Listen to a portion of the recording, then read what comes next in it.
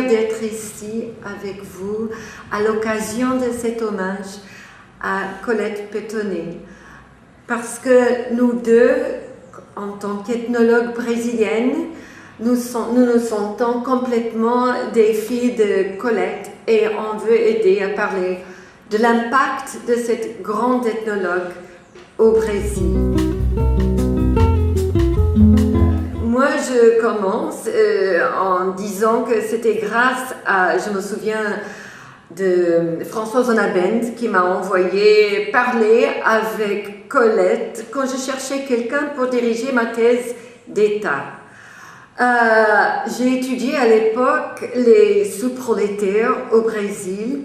Il y avait déjà de l'anthropologie urbaine au Brésil, mais il n'y avait personne qui étudiait les sous-prolétaires avec les sensibilités et avec les questions et avec la méthode que Colette Pettone avait montrée dans ses études chez les sous-prolétaires en banlieue parisienne. Et vraiment, dans les œuvres de Colette, j'ai découvert une inspiration que je ne trouvais nulle part ailleurs et que j'ai fini par essayer d'introduire dans l'anthropologie brésilienne par moyen des étudiants. C'est surtout dans sa méthode de faire de l'ethnographie. Une méthode.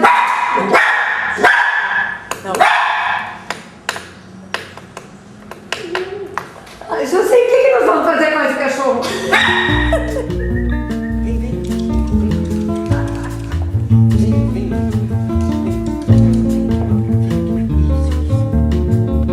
Nous avons eu beaucoup de chance parce que nous avons pu mettre sur pied un projet d'échange grâce aussi à Jacques Gutwirth, qui était le grand ami et partenaire dans les études et au CNRS, et aussi fondateur de l'anthropologie urbaine avec Colette en France. Et Jacques est venu plusieurs fois, et finalement c'est Colette Pettone qui a débarqué en septembre 92 avec Monique Touran pour passer un mois chez nous. Colette devait donner un séminaire de 20 heures, non 30 heures de cours qui serait sur la vie urbaine, l'histoire et l'ethnologie. Elle a commencé avec des conférences très instruites, érudites sur le dessin des villes modernes, et en prenant toujours Paris comme l'exemple par excellence. Mais elle est partie, elle a insisté toujours sur les profondeurs. Et il y avait les profondeurs historiques, mais il y avait aussi les profondeurs qui étaient les souterrains de la ville.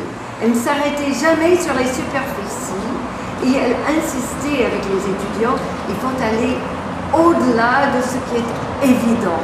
Et c'est ainsi que nous sommes arrivés, non seulement au cimetière, mais aussi dans les égouts, dans les déchets de la ville, dans tous ces éléments qui étaient laissés de côté d'habitude dans les études sur la ville. Toujours quand Colette parlait de l'ethnographie avec ses étudiants, elle se référait à son maître, le roi Gourand, et aussi Roger Bastide et d'autres grands ethnologues qu'elle a connus au cours de sa formation au centre de formation, là au Musée de l'Homme, CEFRA. Et c'est cette tradition qu'elle voulait nous transmettre en ce savoir-faire de l'ethnographie. Et elle insistait toujours qu'il ne fallait pas rester sur les abstractions, que c'était important d'étudier l'histoire, de dominer les théories, mais c'est surtout par la pratique qu'elle voulait nous enseigner l'esprit de l'ethnographie. Et c'est comme ça qu'elle a trouvé un petit cirque sur les bords du fleuve de notre ville, et elle a embarqué toute l'équipe avec Claudia et d'autres personnes avec elle. On est allé à plusieurs reprises parler avec les gens de ce cirque et regarder surtout. Colette avait une façon de regarder la totalité et finalement d'arriver aux profondeurs, c'est-à-dire connaître la vie des gens, d'écouter tout ce qu'il y avait dans leur trajectoire de vie. Il y avait beaucoup de sous-prolos dans le cirque, ainsi que d'autres, des gens avec d'autres trajectoires. Et elle nous a emmenés à apprécier les sensibilités autres que nous n'aurions jamais pu soupçonner sans y aller. Et aussi, ces regards sur le cirque nous a beaucoup enseigné sur la sociologie et l'ethnologie de la vie et de la ville brésilienne. Hein? Et c'est ça que nous n'avons jamais oublié. Mais avec cela, j'aimerais bien passer la parole finalement à Claudia pour qu'elle parle un peu plus de cette nouvelle génération qui a été tellement marquée par le travail de Colette Pétonnet. C'est avec un mélange de tristesse et satisfaction que nous prononcions ces mots. De la tristesse à cause de l'inévitable de la condition humaine, la finitude de la vie. De la satisfaction grâce au sentiment de filiation intellectuelle à cette grande dame de l'anthropologie, Colette Pétonnet.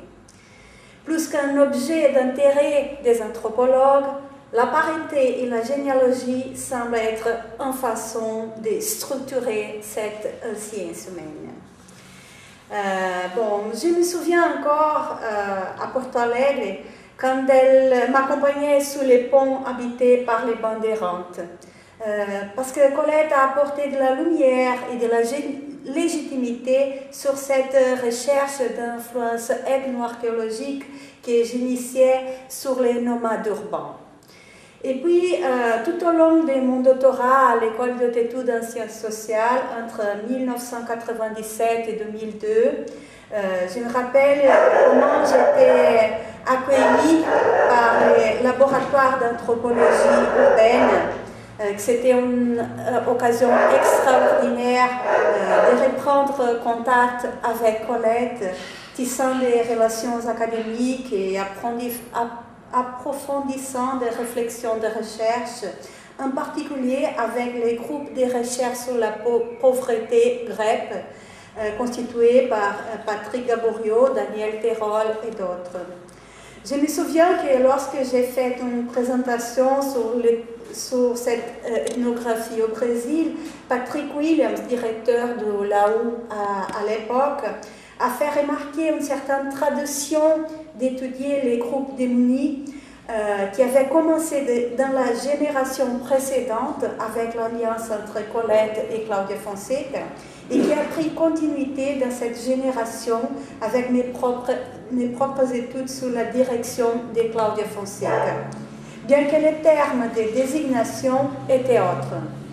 Il ne s'agissait plus des sous-prolétaires, mais plutôt des nomades urbains, un changement de classification qui reflétait de nouvelles conditions socio-économiques, politiques, mais aussi épistémologiques.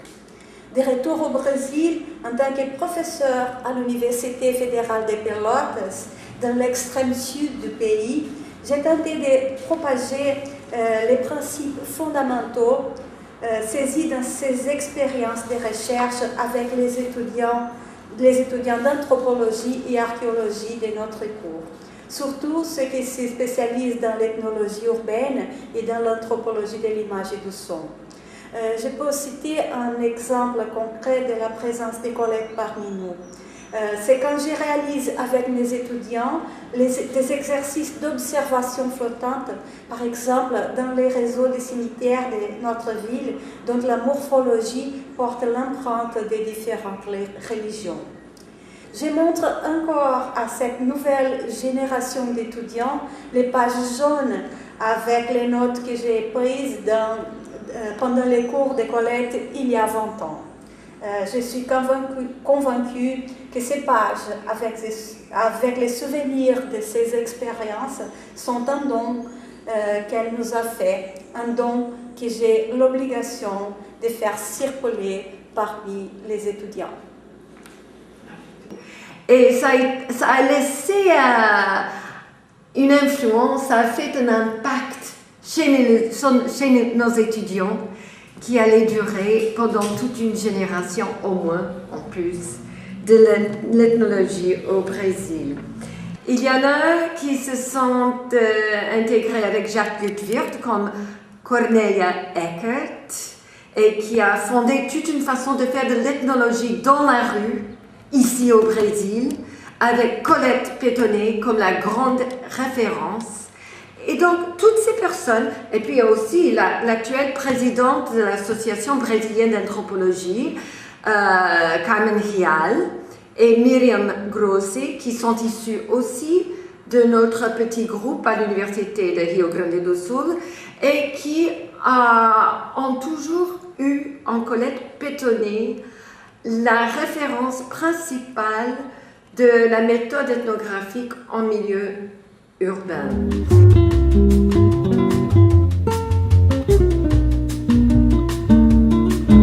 J'appartiens au laboratoire d'ethnographie métropolitaine, qui s'appelle Laboratório de Ethnografia Metropolitana de l'Université fédérale de Rio de Janeiro, le métro.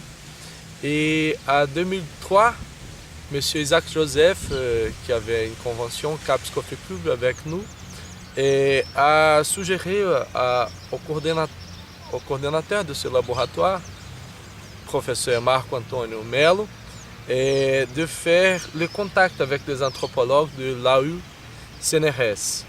Et entre eux, Colette Pétonnet, Anne Roland et Jacques Gutwirth. Ici est le dernier texte que Colette Pétonnet a envoyé pour publication, à la publication, et qui s'appelle Itinerário de uma antropóloga em meio operário, les itinéraires d'une anthropologue au milieu ouvrier, et que c'est justement sa conférence finale dans ce colloque.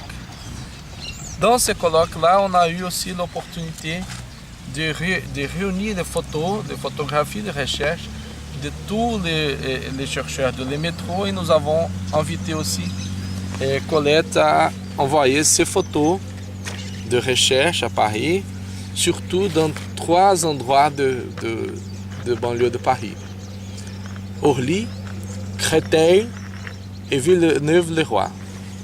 Et comme ça, elle nous a envoyé les originels, et nous avons discuté et fait la sélection ensemble, chez moi, des photos pour faire partie de cette exposition. Et cette photo-là est de l'époque de la recherche de ces gens-là, et de Créteil, cité de transit, avec les ensembles de l'époque de la restructuration des alentours de Paris, et à l'époque de création du département de Val-de-Marne, qu'elle a fait en 1964, là-bas. Et comme ça, elle a fait avec ces photos, toutes ces photos-là de Orly, des grands ensembles et des cités d'urgence qui étaient en train d'être démolies pour la construction de ce nouveau ensemble habitationnel, et qu'elle a fait en 1975. Et c'était la première fois qu'elle a fait une exposition de photos, et elle a dit ça juste au début de sa conférence.